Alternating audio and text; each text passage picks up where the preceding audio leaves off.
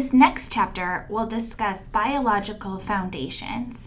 So here we'll talk about the influence of both genes and the environment.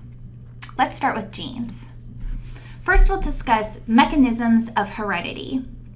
So when it comes to heredity, we need to distinguish between genotypes and phenotypes.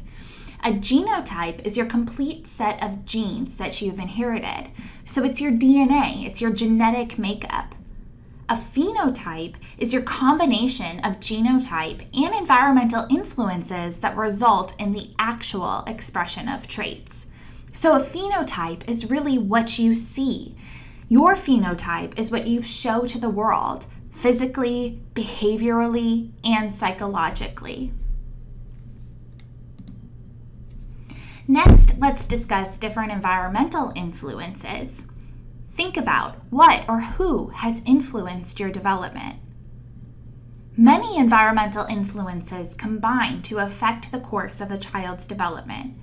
These include the family, friends, neighbors, school, your workplace, and community and religious organizations. We're going to focus on two of these environmental contexts. Specifically, we'll talk about the influence of family as well as the influence of socioeconomic status, or SES. Let's start with family.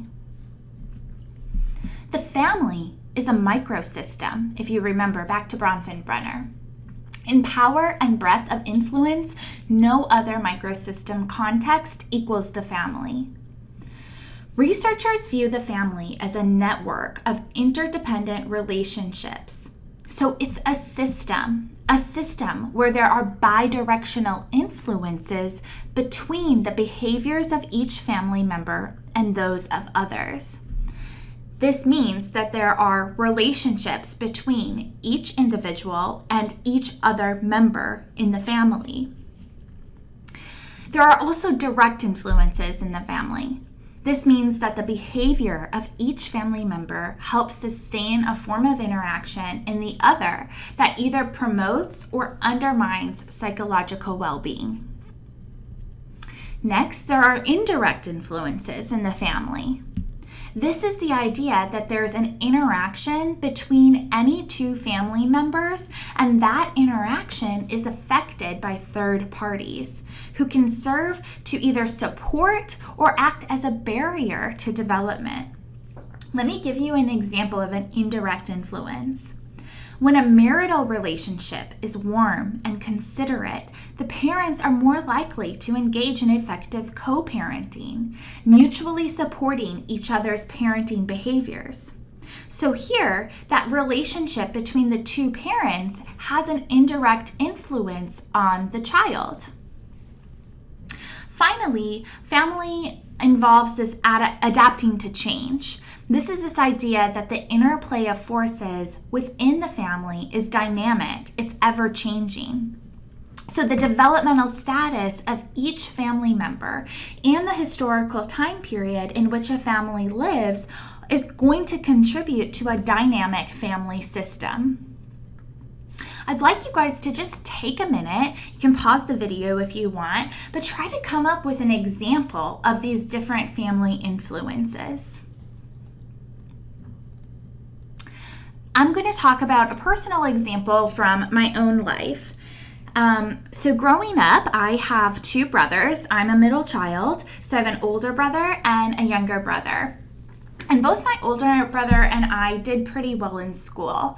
But my younger brother has always really struggled.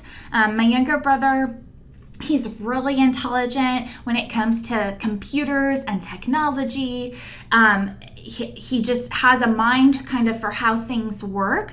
But when it comes to school, it wasn't really the best environment where he could thrive well. So basically, there are these bidirectional influences then in my family. So there's the relationship between me and my little brother, the relationship between me and my older brother, the relationship between my little brother and my older brother, and then also all of those relationships with each of our parents.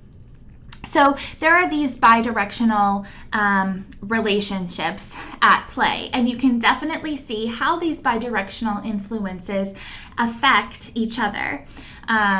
So, for example, my little brother would see the bidirectional relationship between my older brother, for example, and my mom, or my older brother and my dad. My older brother is really smart, and so he did really, really well in school. And I think it was very difficult for my little brother to stand by and see these bidirectional influences. And so there were also these direct influences at play where my little brother not doing well in school, it had a direct influence on my parents. It created a lot of stress for my parents because they felt that he should be doing better than he was in school. So then there were these indirect influences. You could see that the relationship between my mom and my little brother, it created tension for my dad, because my mom, she eventually just felt like, okay, I need to just let you develop at your own pace. If school isn't your thing, fine, but I'm going to back out of it. I'm going to stop trying to change you.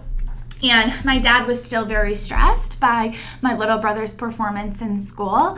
And so he felt then that my mom was enabling my little brother. And so then this relationship between my mom and my little brother had an indirect influence on my dad. Finally, it's very clear then how my family has adapted to change. I think we're starting to see a societal shift where people don't put as much influence on the need to go to college. And so this, I think, and there's other options for college, like online school. And so I think with this societal shift, it really helped my parents adapt to change. It helped our family adapt to change. And my parents became more okay with my little brother dropping out of a more traditional college and taking classes online while he lived at home. And so this was very helpful for my family. And because they were able to adapt, a lot of that stress kind of went away, and we've figured out how to maintain a pretty okay, I guess, family dynamic.